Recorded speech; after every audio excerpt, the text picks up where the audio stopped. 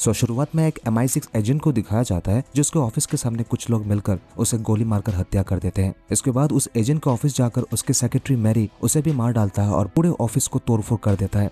मतलब यहाँ पे वो कुछ फाइल ढूंढ रहे थे जो उन्हें नहीं मिल रहा था। जब ये खबर MI6 हेडक्वार्टर पहुंचता है तो MI6 के हेड एम बॉन्ड को बुलाता है और उसे बताता है कि जमाइका में क्या हो रहा है, किस तरह से एक एजेंट को मार दिया गया है। और इसी के साथ ही एक बात जो कि अमेरिकन बता रहे थे कि जब वो कोई रॉकेट ऊपर भेजते हैं तो ऊपर पहुंचने के साथ उनका संपर्क टूट जाता है, जिसे कहते हैं टॉपलिंग, और अपने आप ही रॉकेट ब्लास्ट हो जाता है, जिसके बारे में CIA भी छानबीन कर रही है, लेकिन उन्हें कुछ नहीं पता है कि ये सब कुछ कैसे हो रहा है। एम जेम्स से कहता है कि अगर वो इसके बारे में कुछ पता कर सके तो इससे CIA का मदद हो जाएगा, जिसके जवाब में जेम्स कहता है कि वो जमाइका पहुंचकर सारा इन्वेस्टिगेट करने के बाद वो रिपोर्ट भेज देगा। ये कहकर जेम्स वहां से चला जाता है। इसके बाद जेम्स जमाइका एयरपोर्ट पहुंच जाता है और हमें ये देखने को मिलता है कि कोई इस पर नजर रख रहा था। जेम्स गाड़ी लेकर वहां से चला जाता है और गवर्नमेंट ऑफिस पहुंच जाता है। वो पुलिस वाला और उसका एक दोस्त सब कुछ बता रहा होता है कि उनके एजेंट के साथ क्या क्या हुआ है, जिसे सुनने के बाद जेम्स कहता है कि वो उनके ऑफिस में जाकर वो खुद इन्वेस्टिगेट करना चाहता है।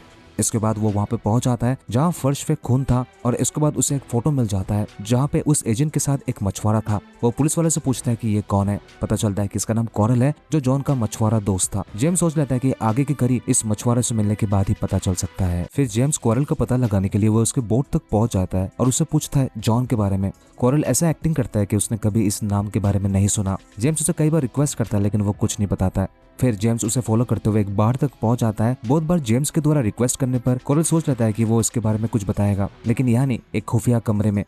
जिसके बाद कोरल जेम्स को एक कमरे में लेके आता है, लेकिन इससे पहले जेम्स उससे कुछ पूछे कोरल उसे चाकू दिखाकर कहता है कि वो कौन है। पीछे से कोरल का एक दोस्त बॉन्ड को जकड़ लेता है, लेकिन बॉन्ड अपने हुनर का इस्तेमाल करते हुए दोनों को टाइट करता है। इसके बाद दोनों से पूछता है कि वो दोनों कौन है, लेकिन इससे पहले दोनों कुछ बताए पीछे से एक आदमी जॉन को बंदूक दिखाता है और उसका बंदूक छीन लेता है। उसी का आदमी होता है कोरल और उसे कहा जाता है जेम्स की तलाशी लेने के लिए। इसके बाद वो आदमी बताता है कि उसका नाम फेलिक्स है और वो CIA एजेंट है। वो जेम्स से कहता है कि वो जमाइका एयरपोर्ट से उसके ऊपर नजर रख रहा था, और फाइनली पता चलता है कि इस मिशन में CIA और MI6 मिलकर काम कर रहे हैं। इसके बाद तीनों एक बार में जाते हैं जहां कोरल जेम्स को बताता है कि यहाँ पे एक अनजान आइलैंड है जिसका नाम है क्रैब आइलैंड, जहां कोई इंसान या मछुआरा वहां नहीं जाता, क्योंकि बताया जाता है कि वहां पे एक ड्रैगन है और जो कोई भी वहां जाता है वापस लौट कर नहीं आता है।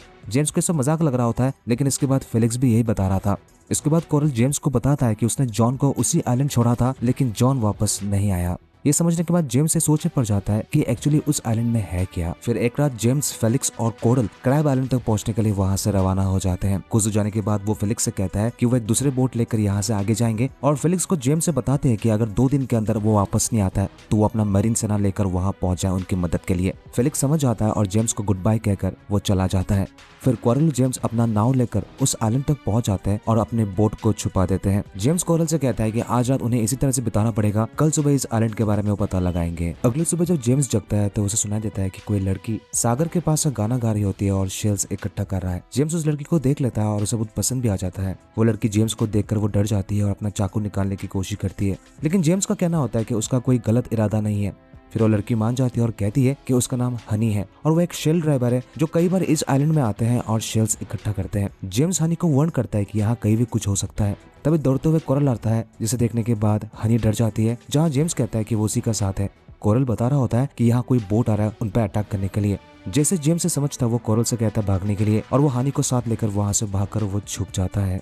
फिर वो बोट वहां पे पहुंच जाता है और बिना मतलब का अंधाधुंध गोलियां चला रहे होते हैं, लेकिन किसी को कुछ नहीं होता। इसके बाद वो अनाउंस करता है कि उन्हें पता है कि यहाँ पे कोई है, अगर वो सामने नहीं आता तो रात तक उसे मार दिया जाएगा। ये कहकर वो चले जाते हैं। ये देखने के बाद कोरल जेम्स से कहता है कि उसने बताया था कि इस आइलैंड में खतरा है। यहाँ हनी भी बताती है कि यहाँ पे ड्रैगन है और इसका कोरल भी सपोर्ट करता है, लेकिन जेम्स का कहना होता है कि ड्रैगन नाम का कोई चीज नहीं होता, ये एक मनगढ़ंत कहानी है। जिस पर हनी जेम्स से बहस करने लगती है और कहती है कि ऐसा होता है, जिसके जवाब में जेम्स कहता है कि वो आज रात इसका पर्दाफाश करके रहेगा। तीनों इस आइलैंड में घूमते घूमते रात हो जाती है और वो एक दलदले इलाके में पहुंच जाते हैं, और अचानक तभी उन्हें सुनाई देता है कि कोई कह रहा होता है कि तीनों को घेर लिया गया है अपने आप को सरेंडर करने के लिए।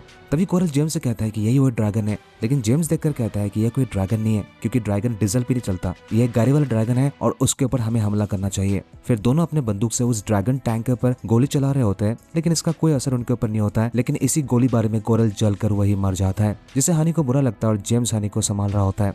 फिर उस टैंक से रेडिएशन सूट पहनकर कोई बाहर निकलता है और दोनों से कहता है हाथ उठाने के लिए। फिर उन्हें उठाकर वहां से ले जाया जाता है। फिर दोनों को एक हिडन बेस में लाया जाता है और यहाँ लाने के बाद उनके ऊपर कुछ स्प्रे किया जाता है, जहाँ उनका कहना होता है कि उन्हें रेडियो एक्टिव डिकंटेमिनेट किया जा रहा है, क्योंकि वो दलदली जगह पूरी तरह से रेडियो एक्टिव एलिमेंट से भरा पड़ा हुआ था। दोनों को नहाया जाता है। फिर एक चीनी लड़की दोनों का स्वागत करते हुए कहती है कि कोई इनसे डिनर पे मिलना चाहता है। जेम्स का कहना होता है कि वो उस इंसान से मिलना चाहता है। फिर वो चीनी लड़की दोनों को एक दूसरे कमरे में भेज देती है। उन्हें एक दूसरे कमरे में भेजा जाता है जो कि बहुत ही अजीब था, जहाँ हनी देखती है कि यहाँ पे एक एक्वेरियम है जिसके अंदर बहुत सारे शार्क्स हैं। जेम्स से देखने के बाद वे पता कर लेता है कि फिलहाल वो पानी के 1000 फीट नीचे है। तभी इस मूवी का विलन डॉक्टर जूलियस स्नो वहां पहुंच जाता है और जेम्स से पूछता है कि उसका एक्वेरियम उसे कैसा लगा। जेम्स तारीफ करते हुए कहता है कि बहुत अच्छी इंजीनियरिंग की गई है।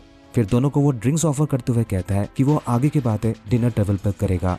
इसके बाद डॉक्टर नो जेम्स से कहता है कि वो एक आतंकवादी संगठन से जुड़ा हुआ है जिसका नाम है स्पेक्टर, जिसका एक ही मकसद है दुनिया पर राज करना, और वो जेम्स को ऑफर करता है कि इस ग्रुप में शामिल होने के लिए। जेम्स का कहना होता है कि वो आतंकवादी को खत्म करने आया है, ना कि उसमें शामिल होने के लिए, जिससे डॉक्टर नो को बहुत गुस्सा आता है। तभी उसका एक साइंटिस्ट डॉक्टर नो से कहता है कि सभी कोई कंट्रोल रूम में उसका इंतजार कर रहा है। जिसके बाद डॉक्टर नो जेम्स से कहता है कि वो एक और अमेरिकन मिसाइल्स का रेडियो जैम करने वाला है और वो सब कुछ देख सकता है, लेकिन वो कुछ नहीं कर पाएगा। ये कहकर डॉक्टर नो वहां से जा रहा होता है और उसके गार्ड्स मिलकर जेम्स को बुरी तरह से पीटता है, जिससे जेम्स वही बेहोश हो जाता है। जब जेम्स को होश आता है तो वो अपने आप को एक जेल में पाता है और वो सोचने पड़ जाता है कि वो यहाँ से कैसे निकले। तभी उसे दिखाई देता है एक एयरबैंड, जिसके ऊपर घुसकर वो रेंगते हुए एक दूसरे लैब में पहुंच जाता है, जहाँ वो देखता है एक चीनी साइंटिस्ट वहाँ पे आ रहा था। वो अपने आप को छुपा रहता है और वो साइंटिस्ट अपना रेडियो एक्टिव सूट उतार रहा था। इसी मौके का फायदा उठाकर जेम्स उसके ऊपर वार करता है, उसे घायल कर लेता है और वो सूट पहनकर डॉक्टर नो के कंट्रोल रूम में पहुंच जाता है। यहाँ जेम्स एक नजर मारता है और समझ लेता है कि डॉक्टर नो ने पूरा प्लान कर लिया है एक और अमेरिकन रॉकेट रेडियो को जैम करने के लिए, और इसके लिए वो इस्तेमाल कर रहा है न्यूक्लियर पूल रिएक्टर का।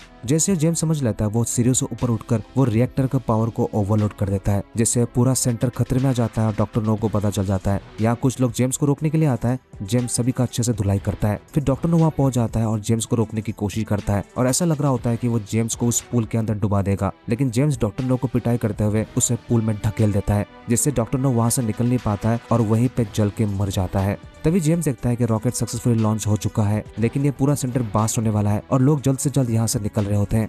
वो हनी को ढूंढते हुए कमरे में पहुंच जाता है, जहाँ वो देखता है कि हनी को बांध कर रखा गया है। वो हनी को चुरा कर वो बेस में पहुंच जाता है, जहाँ एक बोट की मदद से दोनों सेफली बाहर आ जाते हैं। फिर वो देखते हैं कि वो बेस ब्लास्ट हो चुका है और उनकी जान बच गई है। उनकी बोट कुछ दूर आगे जाने के बाद जेम्स देखता है फेलिक्स अपने मरीन सेना के साथ वहाँ पहुंच चुका है, जहाँ फेलिक्स जेम्स का मदद करते हुए उनके बोट को उनके शिप से बांध देता है और उनकी शिप आगे बढ़ रही होती है। लेकिन पीछे जेम्स अपने बोट में हनी के साथ रोमांटिक किस कर रहा होता है और ये दिखाते हुए इस मूवी का एंड यही हो जाता है।